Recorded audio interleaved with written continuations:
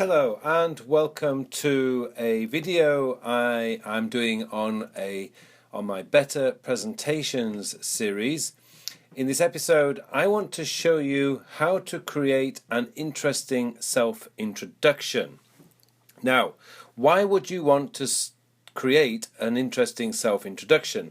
Well, let me just go through a number of reasons why you might want to do this. The first reason is the perception issue.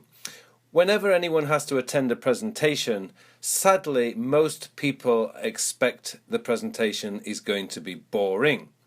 And this is largely because people don't spend enough time creating presentations. They don't think about their audience. They tend to think about the content before they think about the audience, when really you should actually think about the audience first. Like, what do they know? Who are they?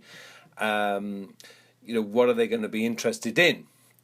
So by creating an interesting and more creative self-introduction, you're going to break that perception. So the audience are going to pay much more attention to you, which goes back to the second point, which is it grabs your audience's attention from a very, very early stage of the presentation.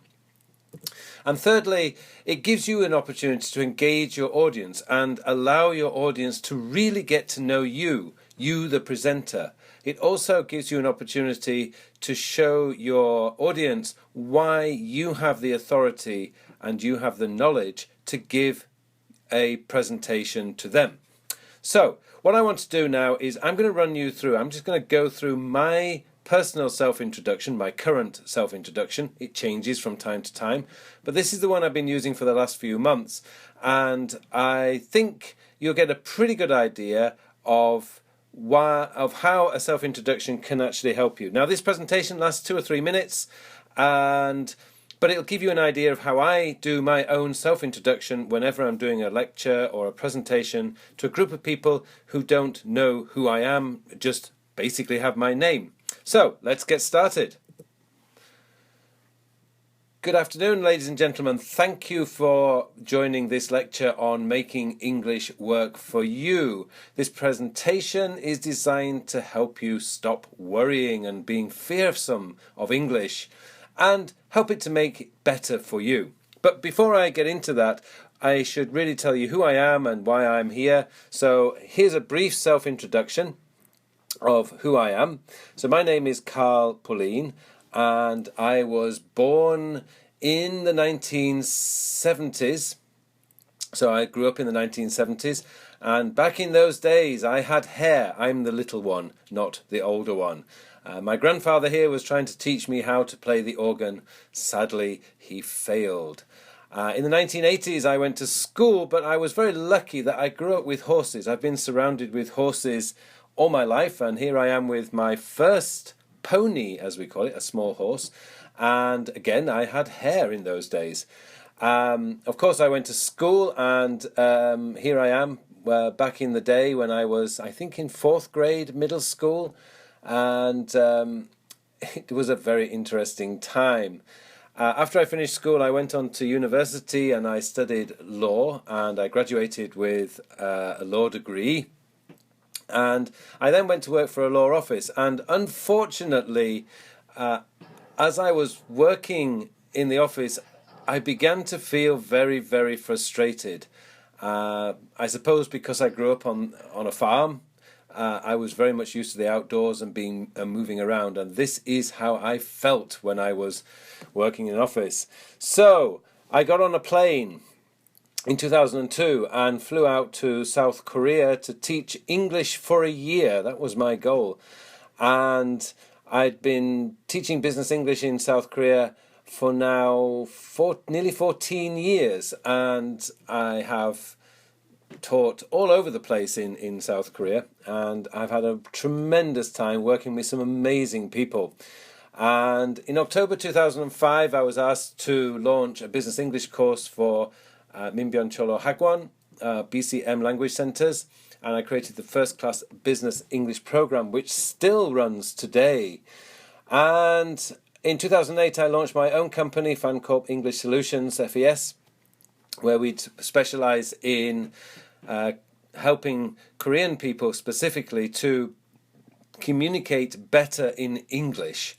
And we do this through one-to-one teaching, lectures and workshops. In 2009, I sat down and I decided to write a book. I'd always wanted to write a book, and I sat down to write a book on how to present better in English. And in 2011, we were very, very lucky to get a publishing deal, and we published Story Presentation. And that's still available today in all good Korean bookstores. And in 2014, I set about another project to write, and I decided to write a book on productivity. This is one of my passions in life, if you like. It's one of my hobbies.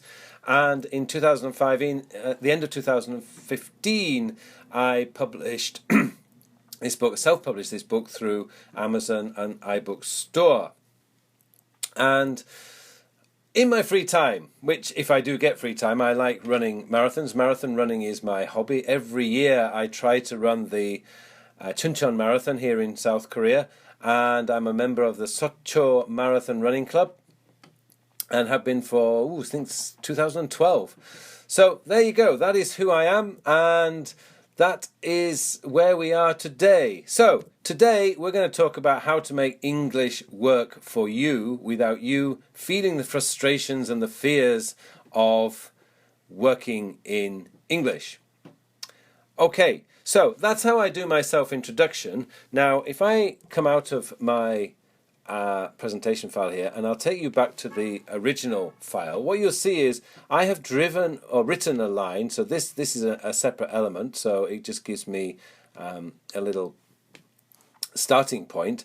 And all I did was, with this line, I just copied and pasted it. So if I show you how to do this, if I just add a slide in here, and there we go. So if I copy and paste this line and move it and then paste it into here, what I can do is just drag it out so it completes the line.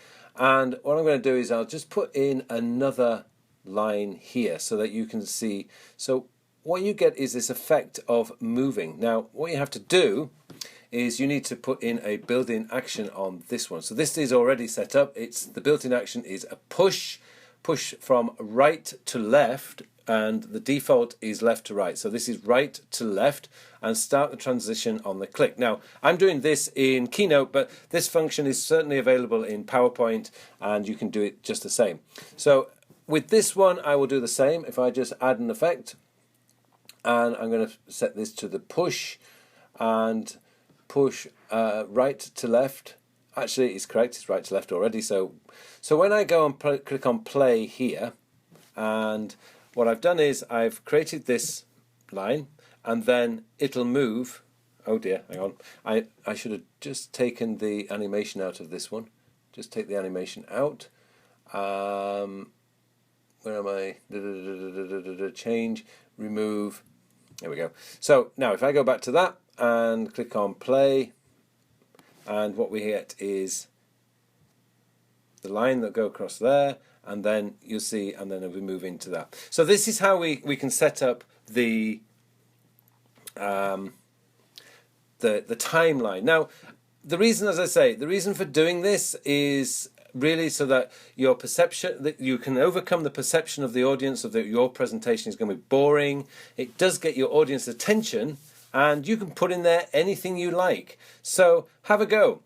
Self-introductions, a great way to get your audience attention and to break the perception that a presentation is boring. Okay, I hope you found that interesting, and over the next few weeks I hope to do a few more ideas on how to do or build your own presentation. Thank you for watching.